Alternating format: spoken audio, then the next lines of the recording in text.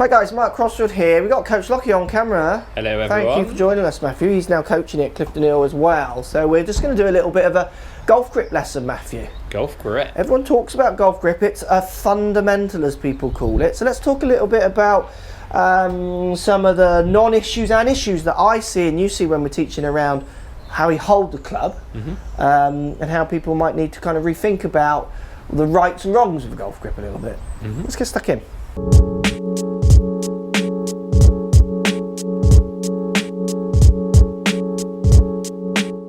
Right, Matt, I'm going to go, let's establish that we've asked the grips that we use. Mine's pretty textbook, yours I would say is pretty textbook. I would say yours is maybe a fraction stronger than mine. Yeah, I'd say mine's stronger. Which means you might see a bit more knuckle right hand underneath. Yeah. I'm going to hit the really weak grip. Okay. And see if I can hit target. So we've got GC2 HMT stuck on here. So I'm going to go no knuckles and right hand right on top. Okay. And see if I can hit target. So this grip is wrong. Not a good grip, Matthew. Pushed it a bit. I reckon it might catch the right portion. Yeah, it's hitting green up. Yeah, he's on. He's good, that's green. He's on the green. Now I'm going to hit one quickly just with my standard grip, just to give you a contrast. This is my grip that I am used to, what people would call textbook. Everything feels better and it's straighter. It's good. Green. So it's probably hard. I'm halved my distance from the pin with my standard grip to the very, very wrong grip. So massive extremes, but both hit target still. You're going to have a go with a strong grip. Right, Matt, so what is a strong grip? Strong grip, you would say like 4 knuckles that you can see, right hand underneath the club a lot. Okay. So you're going to try and hit target with a strong grip. Show me. Yeah, that's good.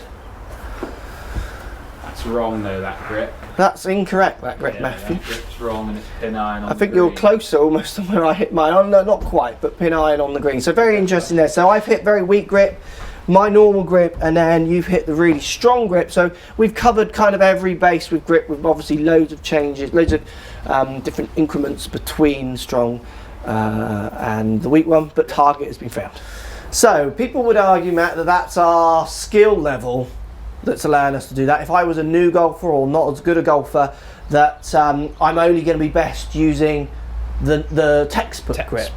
Now I wouldn't agree with that, because I see tour pros using variations of grips and all at a very good standard. I see 28 handicappers all using a variation of grips and all playing off 28. Yeah. And I see 10 handicappers all using a variation of grips and all playing off 10. So I see it at every level. Yeah. From pro to beginner to every stop between. So it's you'll see at every level of golf, you're seeing variations on what people feel comfortable, subject to what shot they want to hit those kind of things. The biggest problem I see with grip is that one.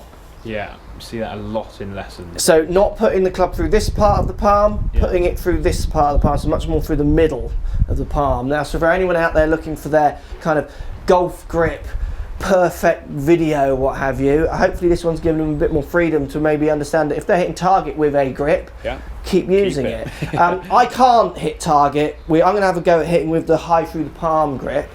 I know why people hold it like this. It's because the club's set at this angle and they put their hand on it and then just grab it. It feels ridiculously weak, like I'm almost going to hurt my wrist. And I topped it. I just can't hit it like that. Look, see it on the green, look. Get there, go. I just can't hit the ball like that. It's such a, so for me, now I have some students who do grip it slightly high in the palm, play off 8, and do really well with it, but they often say things like they're not strong enough, they want to hit more distance. So then we might think about changing the hand position, see if we can get any more club head speed, different patterns of strikes, those kind of things. Also for beginners out there, what I will do with beginners is often I set 3 targets out, like a left, a middle one and a right one. Don't really give them much instruction, just ask them to hit those targets. And we'll see how they do it. Do they change their grip? Do they change their stance? Do they change their club path? And then work back from there. So the ones who tend to aim differently, point their bodies in different directions and swing them kind of straight left and right, then I think, yeah, well, they're working their grip into their aim and they're hitting target. Let's talk about how to get it higher, how to get it further, how to get the one that always goes a bit right, come a little bit straighter, which might be grip, might be other things. The ones who are just kind of holding it, maybe a little bit split hands or crazy kind of holds, putting it high through their palm, we might talk about grip, subject to how they deliver that club. Yeah. So I'm always going to kind of work back, not start just at that grip. Does that make sense? Yeah, I do the same. It's get the people just to hold it how they want and see what how skills they have. Yeah, and then work from there. If they've got a slightly weak grip, then you might talk about delivering the club slightly different to get them to hit target. So yeah, there's no right or wrong, I don't think, ever in golf. So just see what they've got to start with and then go from there. Absolutely. I mean, I would agree with that. I think it's so important that I get, this is the most common one I get with students. Certainly new golfers who watch a lot of videos.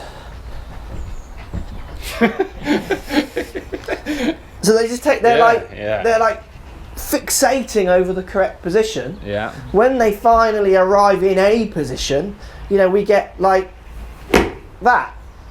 And you just think, well, if you spent more time learning how to maybe control the CG of the club, feel it moving around your body, what twists and turns you're putting into it, from any stance, you would probably get more out of your golf rather than just thinking, I need the right grip. And I get this one as well. You do get this one?